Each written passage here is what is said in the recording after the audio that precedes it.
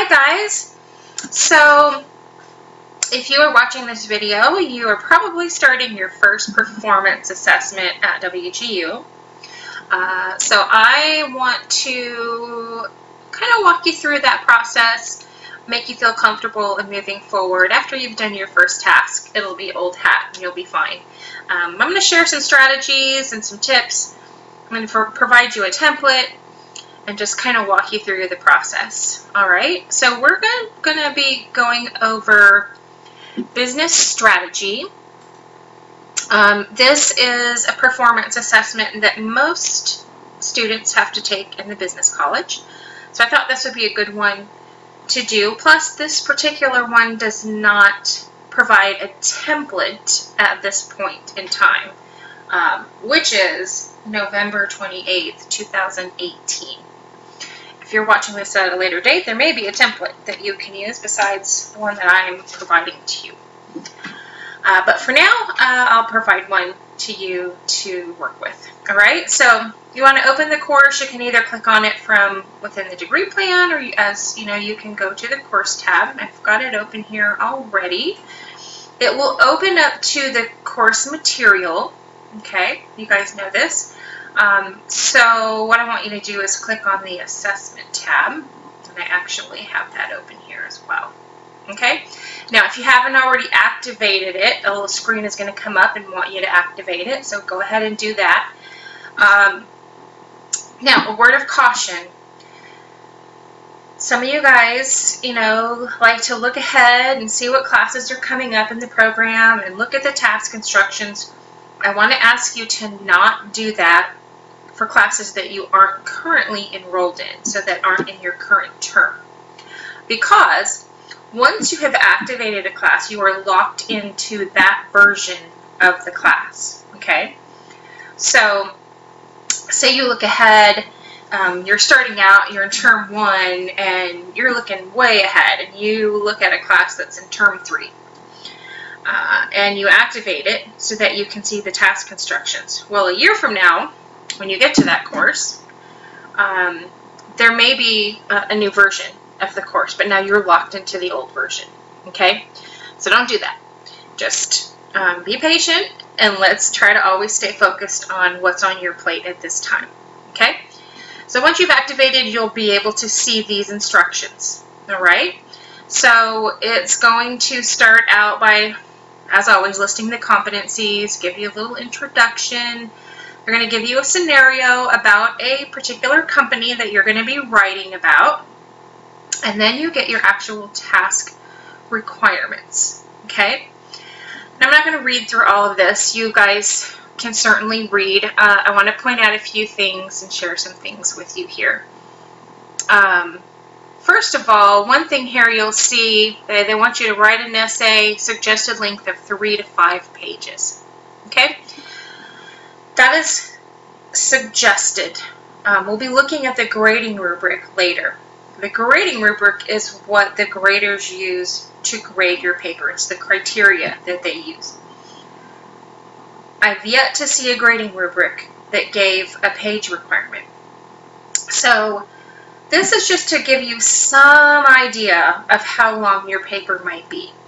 But if your paper ends up at 2 pages, or if it ends up at 8 pages, as long as it meets the requirements of the grading rubric, don't sweat it, okay? So don't get hung up on these number of pages, all right? Okay, so let's move forward. So you've got your task instructions. You can read through those to get an idea of what you're going to do. And then down here, you have your grading rubric. So this is the specific document that the graders are going to use to grade your paper, okay? So they're going to take it line by line, and they're going to make sure that each section is falling under this competent column over here, all right? So articulation of response, that's just kind of overall articulation. But the first specific item they're going to grade you on is organizational culture. So if you go back up to the instructions, organizational culture is this first line right here. Describe the organizational culture, easy please. Okay? And they're going to be making sure that what you cover in that paragraph falls under this competent column. And they'll go line by line, okay?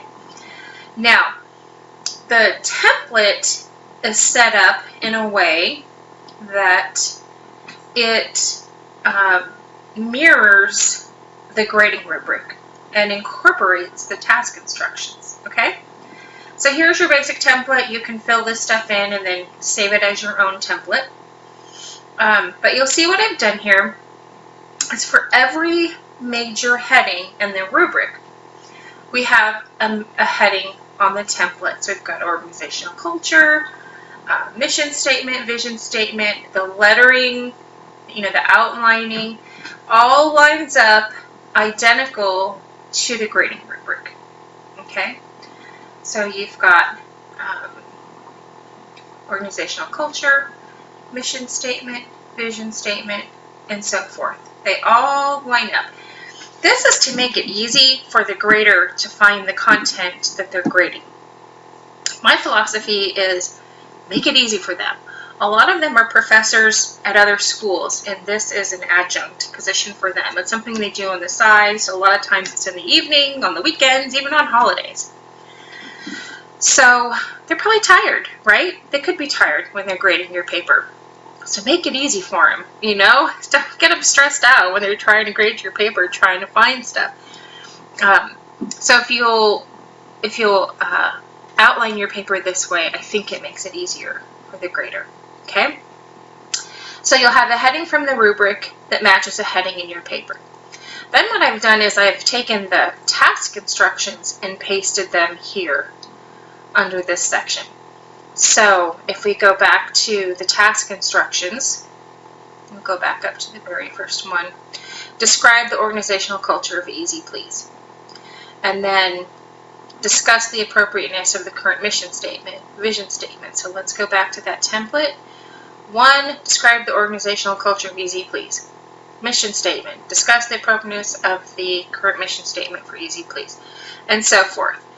The reason I've done that is you get your task instructions here. Once you have this template set up, you're good to go. You don't have to go back and forth to the task instructions. You have them plugged in here in your paper. So the only thing you have to go back and forth with is the grading rubric, okay?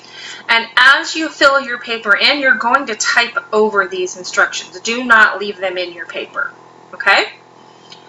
So you'll write the paragraph, you move on to the next one, making sure that as you complete each section, you go back to the rubric and grade yourself and make sure that you're falling under competent. All right, and that's about it.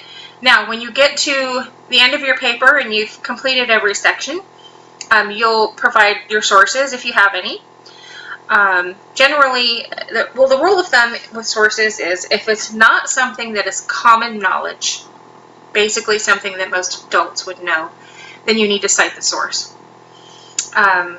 So in most cases, you're going to have a source, at least the textbook. But what I've done is I've provided you a sample of several different types of sources, so you're not having to look that up each time. And so we've got website sources, book sources, journal articles, chapters in a book, and so forth. So, save these. Don't type over them because you'll want to reuse them. So, move your samples down and then put your sources in and then delete the samples before you submit the paper, obviously. And you'll want to delete these instructions right here as well. Okay? And then once you have that done, you will go back into the performance assessment tab, and you'll click on so we're on the task overview, and you'll want to go to submissions. I'm not able to submit things, so I know you wish I could, but I'm glad I can't. But you'll be able to activate these buttons that I am not able to. And then once it's graded, you'll be able to look at your score reports in this same location. Okay?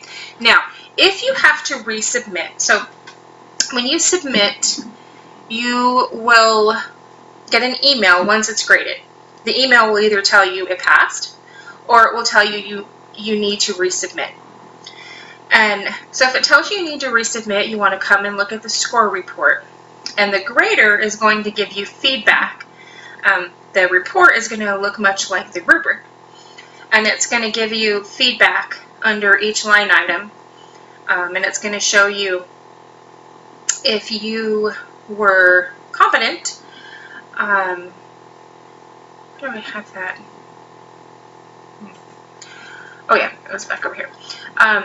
If you were competent, it's going to say that it was competent and you'll move on. If it wasn't competent, they're going to have some notes underneath. Not here in the rubric, but in the actual score report. But it'll be formatted to look like the rubric. And it'll give you an idea of what you need to change. Now, my suggestion when you make your change, is that you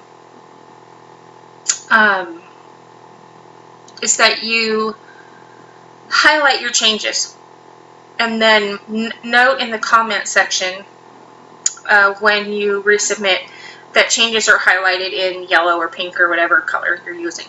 That makes it easy for the grader to find your changes and be able to grade them swiftly.